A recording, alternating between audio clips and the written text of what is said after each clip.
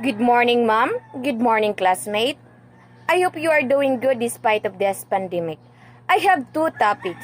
First is leadership style and the second one is situational leadership model.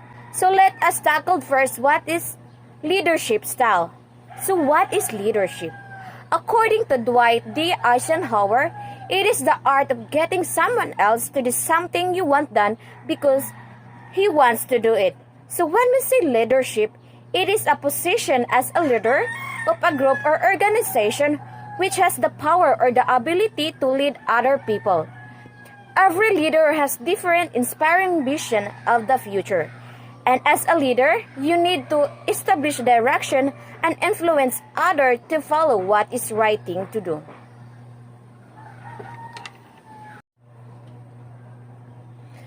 Leader behavior is the traits and characteristics that make some effective as a leader. Leaders utilize their behavior to help them guide, direct, and influence the work of their team. As a leader, you need to have a behavior that can motivate and inspire others, which they can follow and teach what is right and wrong.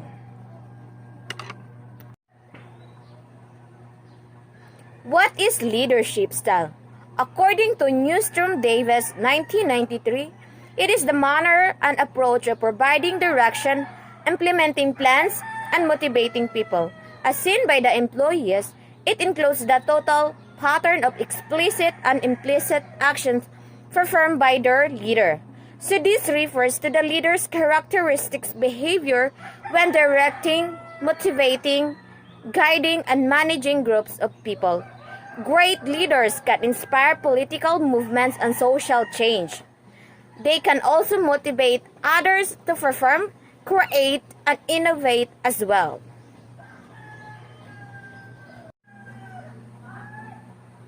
So here are the common leadership style.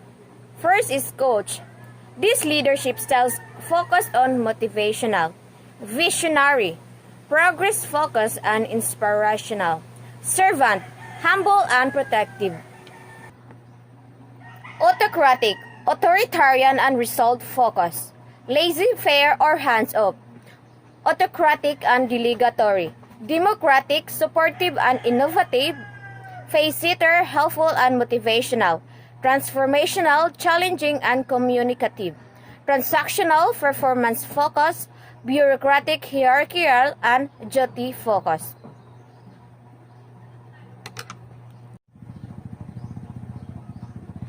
Situational leadership model. It is a timeless, repeatable framework for leaders to match their behaviors with the performance needs of the individual or group that they are attempting to influence. According to lead organizational development specialist Vidant Holt, situational leadership is the most practical on-the-job tool. The application from the course to the real work environment can begin immediately.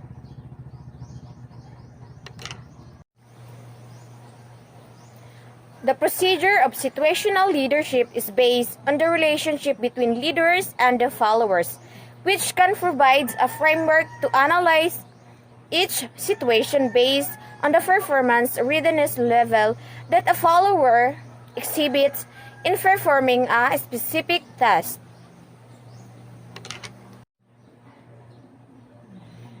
The main principle of situational leadership.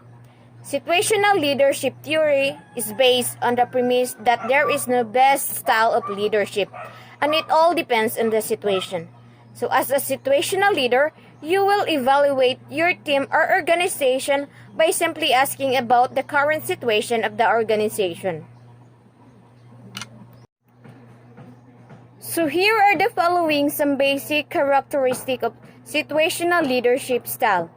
First is flexibility. Successful leaders are able to flexible and adapt their style of leadership. Leadership changes according to the requirements of the group or organization.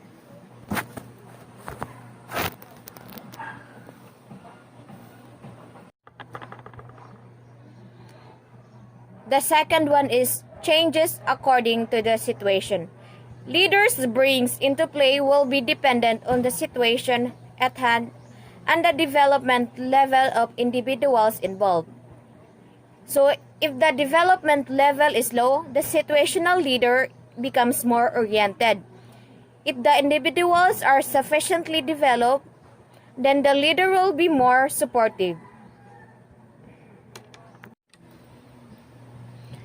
Directing.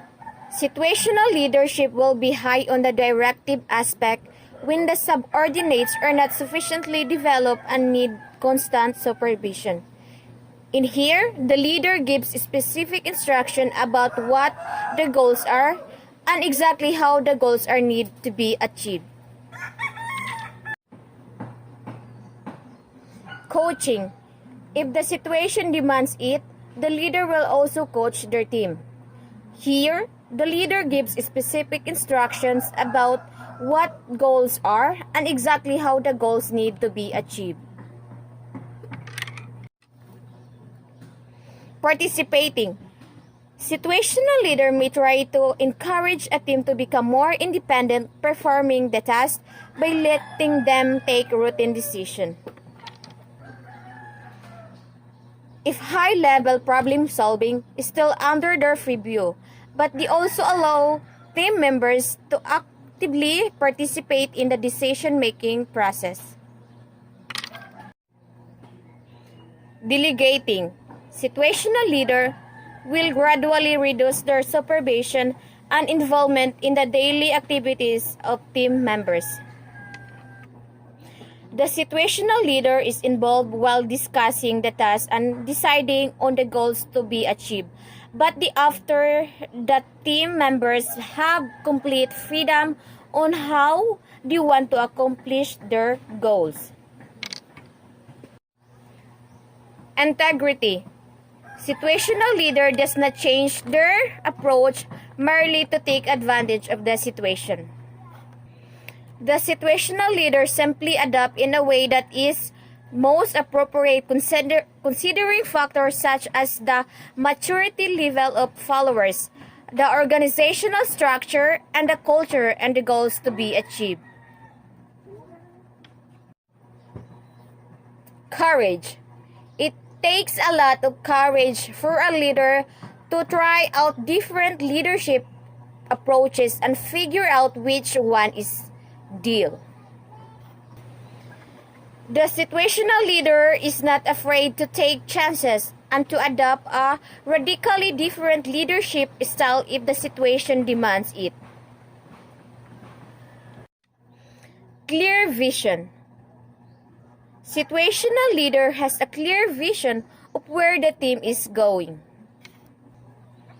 This is what allows a leader to identify and adapt the rest effective behaviors and strategies to get the goal. And the last one is humility. Situational leader does not claim to know it all. With a group of highly developing and mature followers, they have the humility to accept limitation and seek the higher wisdom of the group. So here are some benefits of situational leadership. First, it allows leaders to effectively drive behavior change, and it teaches leaders to accurately interpret and effectively respond to their environment. So here are the questions.